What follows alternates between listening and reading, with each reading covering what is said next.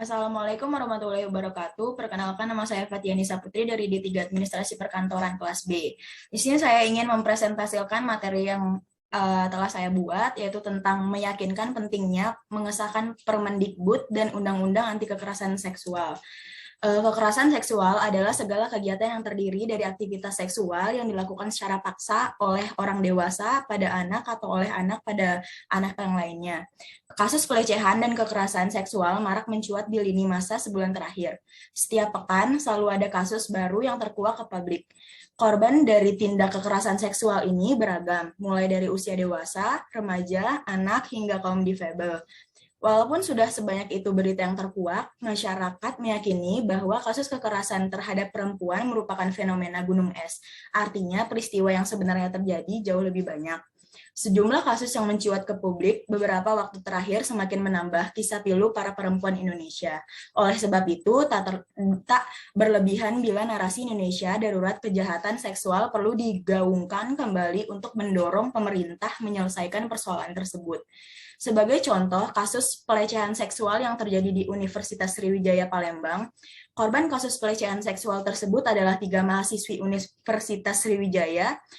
Pelecehan seksual dilakukan oleh oknum dosen di kampus tersebut. Salah satu korban berinisial F melayangkan gugatan kepada pihak kepolisian. Namun yang terjadi ialah ia mendapat imbas, namanya dicoret dari daftar yudisium. Penghapusan namanya dari daftar yudisium diduga ada kaitannya dengan laporan pelecehan seksual yang ia berikan kepada pihak kepolisian. Kejadian ini tentunya sangat disayangkan. Korban yang seharusnya dimudahkan dalam mendapatkan hak perlindungan malah dipersulit dalam prosesnya. Melihat dari hal tersebut, banyak dampak buruk yang harus ditanggung oleh korban. Pelecehan seksual juga akan mempengaruhi sisi psikologis korban dan meninggalkan trauma bagi korban. Maka dari itu, sudah saatnya pemerintah melakukan langkah tegas dalam mengatasi permasalahan ini. Dibutuhkan upaya preventif dan kuratif untuk menekankan jumlah tindak kekerasan seksual di Indonesia. Salah satu upaya yang dapat dilakukan adalah dengan mengesahkan Permendikbud nomor 30 tahun 2021 tentang pencegahan dan penanganan kekerasan seksual atau PPKS di perguruan tinggi. Menteri Pendidikan Kebudayaan Riset dan Teknologi Nadiem Makarim mengatakan aturan ini merupakan respon atas kegelisahan di lingkungan kampus atas meningkatnya kasus kekerasan. Permendikbud tersebut dikeluarkan untuk mewujudkan kampus sebagai ruang aman dari kekerasan seksual. Peraturan ini merupakan suatu kemajuan dalam memastikan perlindungan yang berspektif korban dalam memperluas upaya pencegahan dan penanganan kekerasan seksual di kampus.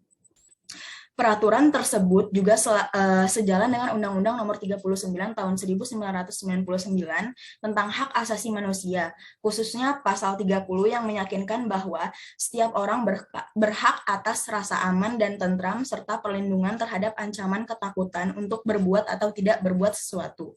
Sehingga hal tersebut juga akan memberikan rasa aman terhadap seluruh sivitas akademika untuk menyuarakan kejadian yang dialaminya. Permendikbud Ristek nomor 30 tahun 2021 juga mendapat dukungan Setara Institut. Peneliti Setara Institut, Sayyidatul Insyah, mengatakan saat ini kasus kekerasan seksual semakin meningkat, tetapi tidak ada jaminan kepastian hukum yang komprehensif. Karena itu dibutuhkan payung hukum untuk mengatur persoalan tersebut di lingkungan kampus. Menteri PPPPA nilai Kemendikbud Ristek tepat tangani kekerasan seksual di kampus berdasarkan data Komnas Perempuan tahun 2020 yang dihimpun Setara Institut. Tercatat pada peningkatan kekerasan seksual terhadap perempuan, khususnya di saat pandemi COVID-19. Sementara itu, pembahasan rancangan Undang-Undang Penghapusan Kekerasan Seksual atau RUU PKS di DPR masih stagnan dan belum selesai. Setara Institut menilai masih ada kekosongan hukum saat ini untuk menjawab terkait permasalahan kekerasan seksual. Penerbitan Permendikbud tersebut telah menimbulkan pro dan kontra. Fraksi PKS merupakan salah satu pihak yang mengkritik peraturan ini. Fraksi PKS berpandangan Permendikbud Ristek nomor 30 tahun 2021 belum menjangkau pelanggaran asusila di lingkungan kampus, termasuk praktik perzinahan dan hubungan seksual sesama jenis. Banyak yang mengatakan meski penerbitan Permendikbud merupakan ranah eksekutif, setidaknya Komisi 10 dilibatkan dalam proses penyusunan. Kementerian Pendidikan, Kebudayaan, Riset, dan Teknologi resmi mengesahkan Permendikbud nomor 30 tahun 2021. Aturan tersebut berisi tentang pencegahan dan penanganan kekerasan seksual atau PPKS di lingkungan perguruan tinggi. Dalam Permendikbud 30 dijelaskan, kekerasan seksual mencakup tindakan yang dilakukan secara verbal, non-fisik, fisik, dan melalui teknologi informasi dan komunikasi. Adapun 21 tindakan yang masuk dalam kategori tindak kekerasan seksual, yaitu yang pertama menyampaikan ujaran yang mendiskriminasi atau melecehkan tampilan fisik, kondisi tubuh, dan identitas gender korban. Yang kedua, memperlihatkan alat kelaminnya dengan sengaja tanpa persetujuan korban. Yang ketiga, menyampaikan ucapan yang memuat rayuan, lelucon, dan siulan yang bernuansa seksual pada korban. Yang keempat, menatap korban dengan nuansa seksual dan tidak nyaman. Yang kelima, mengirimkan pesan, lelucon, gambar, foto, audio, dan video bernuansa seksual kepada korban meskipun sudah dilarang korban. Yang keenam, mengambil, merekam, mengedarkan foto atau rekaman audio visual korban yang bernuansa seksual tanpa persetujuan korban. Yang ketujuh, mengunggah foto tubuh atau informasi pribadi korban yang bernuansa seksual tanpa persetujuan korban. Yang kedelapan, menyebarkan informasi terkait tubuh atau pribadi korban yang bernuansa seksual tanpa persetujuan korban. Yang ke-8, mengintip atau dengan sengaja melihat korban yang sedang melakukan kegiatan secara pribadi. Yang ke-9, membujuk, menjanjikan, menawarkan sesuatu atau mengancam korban untuk melakukan transaksi atau kegiatan seksual yang tidak disetujui oleh korban. Yang 9, memberi hukuman atau sanksi yang bernuansa seksual. Yang ke-10, menyentuh, mengusap, meraba, memegang, memeluk, mencium, dan menggosokkan bagian tubuhnya pada tubuh korban tanpa persetujuan korban. Yang ke-11, membuka pakaian korban tanpa persetujuan korban. Yang ke-12, memaksa korban untuk melakukan transaksi atau kegiatan seksual. Yang ke-13, mempraktikkan budaya komunitas mahasiswa, pendidik, dan tenaga kependidikan yang bernuansa kekerasan seksual. Yang ke-13, melakukan percobaan pemerkosaan namun penetrasi tidak terjadi. Yang ke-14, melakukan pemerkosaan termasuk penetrasi dengan benda atau bagian tubuh selain alat kelamin. Yang ke-15, memaksa atau memperdaya korban untuk melakukan aborsi. Yang ke-16, memaksa atau memperdaya korban untuk hamil. Yang ke-17, membiarkan terjadinya kekerasan seksual dengan sengaja. Dan yang terakhir, melakukan perbuatan kekerasan seksual lainnya. Selanjutnya ada poin penting yang terdapat dalam Permendikbud nomor 30 tahun 2021, yaitu yang pertama, fokus pada kekerasan seksual.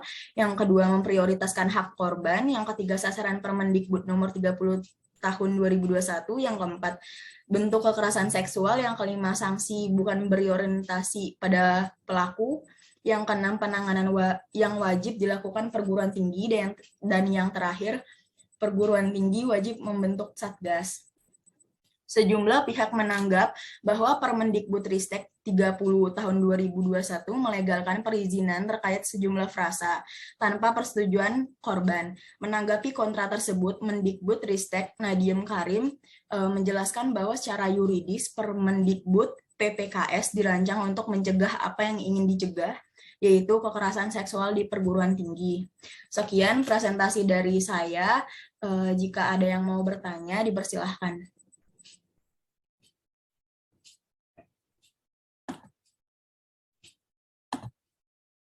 Dipersilakan untuk Kayla.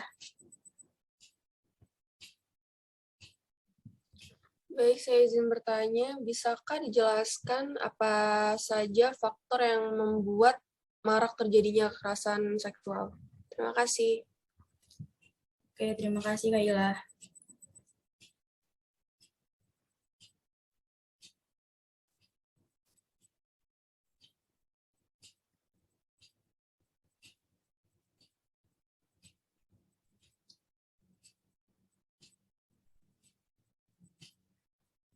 Oke, saya izin menjawab pertanyaan dari Kayla.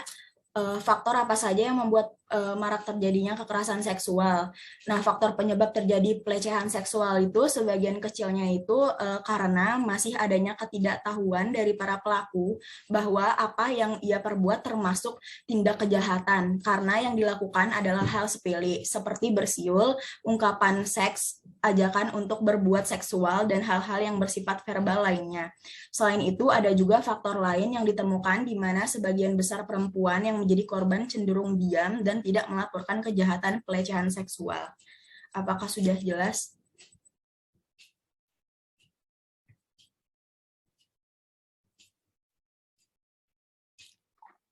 Terima kasih, Haila. Selanjutnya, Mega, dipersilahkan. Baiklah, saya ingin bertanya, nama saya Mega Pratiwi. Apa aja sih yang menjadi penyebab munculnya kekerasan seksual pada anak-anak gitu? Udah, sekian. Terima kasih, Mega.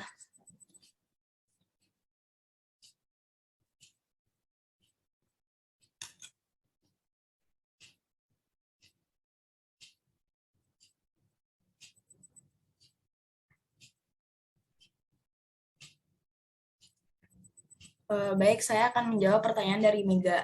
Apa saja yang menjadi penyebab munculnya kekerasan seksual pada anak? Nah, yang pertama itu kurangnya pengawasan dari orang tua. Seharusnya orang tua lebih ketat menjaga anaknya sehingga tidak ketinggalan perkembangan anaknya dan tentunya bisa mengantisipasi terjadinya hal-hal yang tidak diinginkan pada anak mereka masing-masing.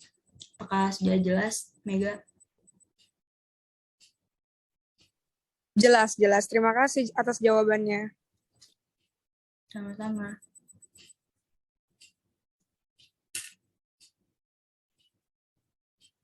Selanjutnya dipersilakan untuk Zulfa.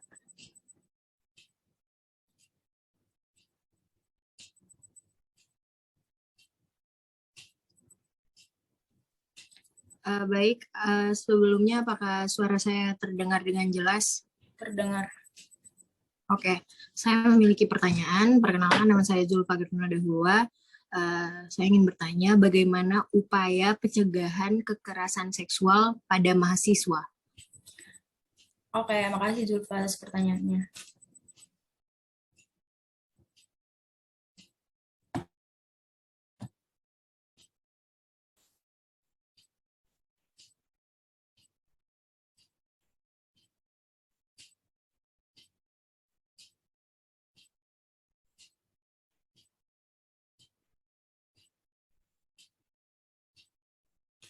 Baik, saya akan menjawab pertanyaan dari Zulfa, bagaimana upaya pencegahan kekerasan seksual pada mahasiswa. Yang pertama itu, langkah pertama yang dibutuhkan ialah kejujuran dan kesabaran hati dari pejabat dan insan kampus untuk mengakui bahwa ada salah satu dan berpotensi disalahgunakan posisi superior dosen untuk mengamankan hasrat seksualnya yang kelewatan batas. Yang kedua itu membuka jalur pengaduan dan memberi kesempatan kepada para mahasiswa sebagai watchdog yang memiliki kesempatan untuk mengadukan indikasi tindakan dosen yang keliru. Dan yang terakhir itu bersikap terbuka dan bahkan membuka saluran pengaduan untuk mengantisipasi kemungkinan terjadinya tindak pelecehan seksual. Maka upaya untuk mencegah agar hal ini tidak terjadi akan lebih mungkin diwujudkan. Apakah sudah jelas? Sudah jelas, terima kasih atas jawabannya. Oke, terima kasih. Sekian presentasi dari saya, kurang lebihnya mohon maaf. Wassalamualaikum warahmatullahi wabarakatuh.